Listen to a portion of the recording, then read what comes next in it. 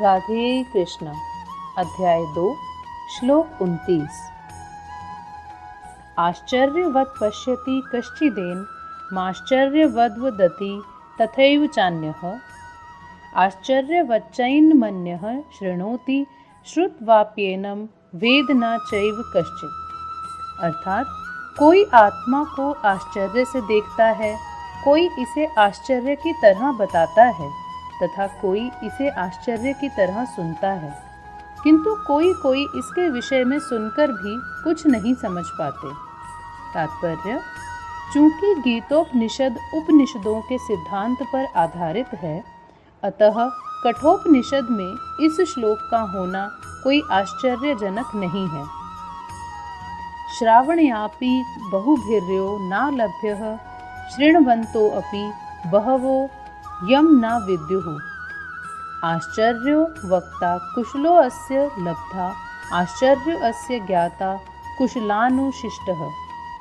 विशाल पशु, विशाल वट वृक्ष तथा 1 इंच स्थान में लाखों करोड़ों की संख्या में उपस्थित सूक्ष्म कीटाणुओं के भीतर अणु आत्मा की उपस्थिति निश्चित रूप से आश्चर्यजनक है। अल्पज्ञ तथा दुराचारी व्यक्ति अणु आत्मा के स्फुलिंग के चमत्कारों को नहीं समझ पाता।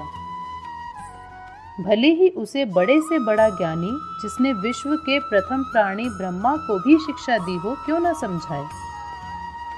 वस्तुओं के स्थूल भौतिक बोध के कारण इस युग के अधिकांश व्यक्ति इसकी कल्पना नहीं कर सकते कि इतना सूक्ष्म कण किस प्रकार इतना विराट तथा इतना लघु बन सकता है। अतः लोग आत्मा को उसकी संरचना या उसके विवरण के आधार पर ही आश्चर्य से देखते हैं। इंद्रिय तृप्ति की बातों में फंसकर लोग भौतिक शक्ति से इस तरह मोहित होते हैं कि उनके पास आत्मज्ञान को समझने का अवसर ही नहीं रहता।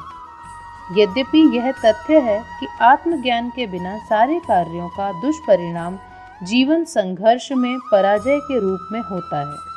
संभवतः उन्हें इसका कोई अनुमान नहीं होता कि मनुष्य को आत्मा के विषय में चिंतन करना चाहिए और दुखों का हल खोज निकालना चाहिए। ऐसे थोड़े से लोग जो आत्मा के विषय में सुनने के इच्छुक हैं, अच्छी संगति पाकर भाषण सुनते हैं, किंतु कभी कभी अज्ञानवश वे परमात्मा और अणु आत्मा को एक समझ बैठते हैं।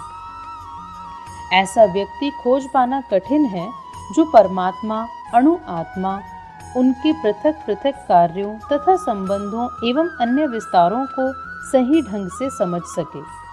इससे अधिक कठिन है ऐसा व्यक्ति खोज पाना जिसने आत्मा के ज्ञान से पूरा पूरा लाभ उठाया हो और जो सभी पक्षों से आत्मा की स्थिति का सही सही निर्धारण कर सके।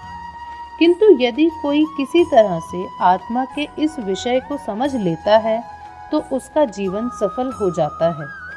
इस आत्मज्ञान को समझने का सरलतम उपाय यह है कि अन्य मतों से विचलित हुए बिना परम प्रमाण भगवान कृष्ण द्वारा कथित भगवत गीता के उपदेशों को ग्रहण कर लिया जाए। किंतु इसके लिए भी इस जन्म में या पिछले जन्मों में प्रचुर तपस्या की आवश्यकता होती है। तभी कृष्ण को श्री भगवान के रूप में स्वीकार किया जा सकता है।